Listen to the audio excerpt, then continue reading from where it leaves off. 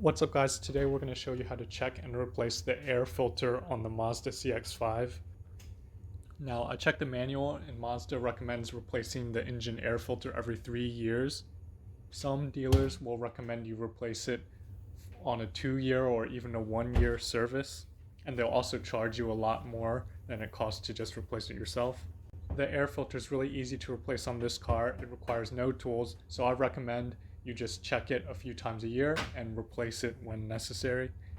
So we're going to show you guys how to do that on this CX-5.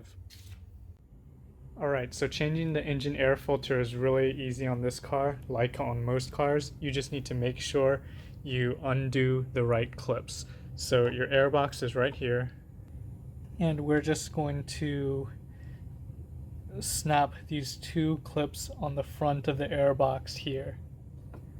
We don't need to do anything on the back side of the air box, and we don't need to do anything to this clamp here. So let's just go ahead and unsnap these 2 clips with our hand. And now our airbox cover is loose, but it's still being held in by 3 plastic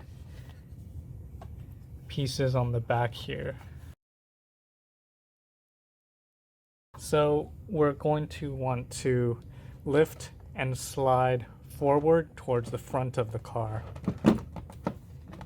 just like that, to disconnect that right there.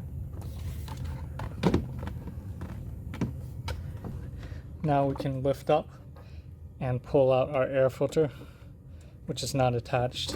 It will just pull out like this. Now you can see our air filter is still pretty clean. There's only about 4,000 miles on this car.